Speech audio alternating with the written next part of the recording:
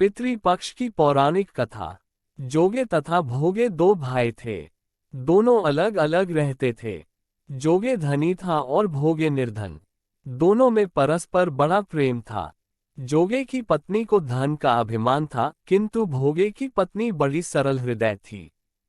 पितृपक्ष आने पर जोगे की पत्नी ने उससे पितरों का श्राद्ध करने के लिए कहा तो जोगे इसे व्यर्थ का कार्य समझकर टालने की चेष्टा करने लगा, किंतु उसकी पत्नी समझती थी कि यदि ऐसा नहीं करेंगे तो लोग बातें बनाएंगे।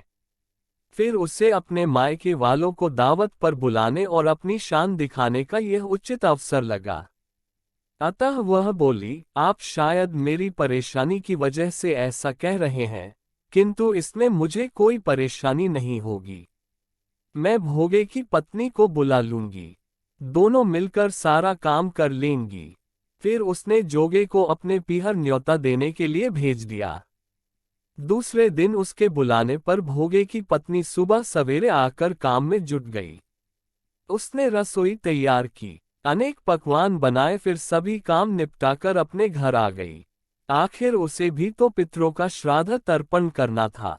इस अवसर पर न जोगे की पत्नी ने उसे रोका न वह रुकी। शीघ्र ही दोपहर हो गई। पितर भूमि पर उतरे। जोगे भोगे के पितर पहले जोगे के यहाँ गए तो क्या देखते हैं कि उसके ससुराल वाले वहां भोजन पर जुटे हुए हैं। निराश होकर वे भोगे के यहाँ गए। वहां क्या था, मात्र पितरों के नाम पर आगियारी दे दी गई थी। पितरों ने उसकी राख चाटी और भूखे ही नदी के तट पर जा पहुंचे। थोड़ी देर में सारे पितर इकट्ठे हो गए और अपने अपने यहाँ के श्राद्धों की बढ़ाई करने लगे। जोगे भोगे के पितरों ने भी अपनी आपबीती सुनाई। फिर वे सोचने लगे, अगर भोगे समर्थ होता तो शायद उन्हें भूखा न रहना पड़ता, मगर भोगे के घर में तो 2 जून की रोटी भी खाने को नहीं थी। यही सब सोचकर उन्हें भोगे पर दया आ गई।